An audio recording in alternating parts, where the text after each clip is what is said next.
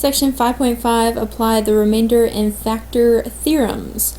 So today we are going to be dividing polynomials, but before we do that I just want to take a look at a very simple example of just dividing two numbers, because I'm sure it's been a while since you divided two numbers by hand. So first let's just go over dividing two numbers. Pretty simple. 4 into 62. 4 goes into 6 once, minus your 4. You get the remainder of 2, bring this 2 down, 4 goes into 22 5 times, and you end up getting a remainder 2. So your answer is 15 and 2/4, or 15 and 1/2. Believe it or not, dividing polynomials works the same way, except you're using polynomials and not just simple numbers. So let's look at an example of dividing polynomials. Our first example, we have this first polynomial divided by the second one. So the first thing I'm going to do is to set it up to make it look like we're actually dividing. And remember, back to synthetic substitution, we're going to use some of the same properties, wherein each power after your highest power needs to be represented by some number. So if you start out with x to the 4th, like we do here, each power below that needs to be represented by a number. So here we don't have an x squared, so we're going to put a 0 in for x squared. So let's go ahead and write this out. If we're dividing by this is going to go on the outside. So x squared minus 3x plus 5. And we're dividing into 3x to the 4th minus 5x to the 3rd. Now the next power after 3 would be 2, but we don't have anything, so we're going to write plus 0 x squared plus 4x minus 6. So now we can go ahead and divide.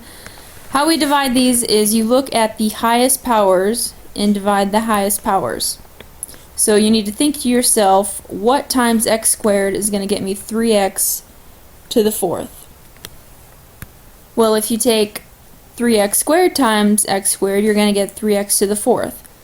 So since you need an x squared times this to get you an x to the 4th, you're going to write it above the x squared term. We're going to keep all of our powers in line here. So your 3x squared needs to go here. Now, how to actually divide is you're going to take each one of these numbers times your 3x squared. So just take 3x squared times the x squared gives you 3x to the 4th. Now multiply the next one. So you have 3x squared times a negative 3x, which should give you minus 9x to the 3rd. And all your powers should line up nicely here. Then you have 3x squared times the 5, which is plus 15x squared. Then, just like normal division, you're going to take these two lines and subtract. Your highest power should always cancel out when you subtract these, so those are gone, which is what you wanted. You subtract these two, negative 5 minus a negative 9, you end up with 4x to the 3rd. Then 0 minus 15x squared should be minus 15x squared, and then bring down your next term. And now you're going to repeat your steps again. So now look at your highest power. Think about what times x squared is going to get you 4x to the 3rd. Well, if you take 4x times x squared, you're going to get 4x to the 3rd. So your next number is going to be plus 4x. Now repeat your same steps again. Take 4x times each one of these numbers. So 4x times x squared gives us 4x to the 3rd. 4x times minus 3x is minus 12x squared. And then 4x times the 5 is plus 20x. Then you're going to go ahead and subtract these two lines.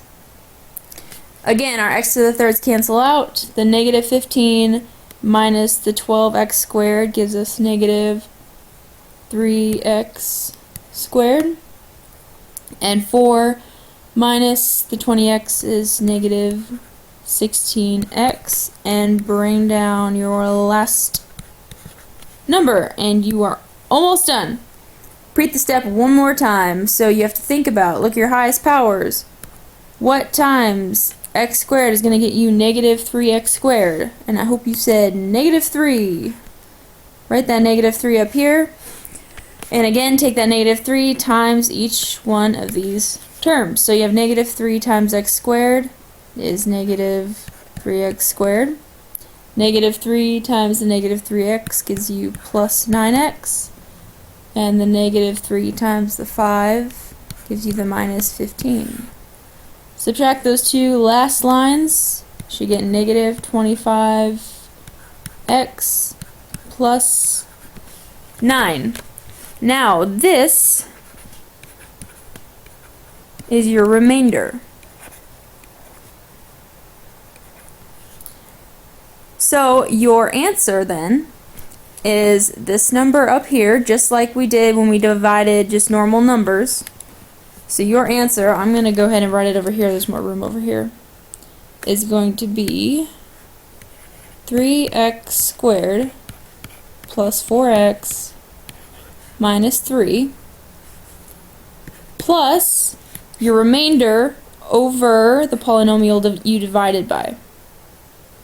So negative 25x plus 9 over x squared minus 3x plus 5. I know it looks really odd, but this is actually your answer.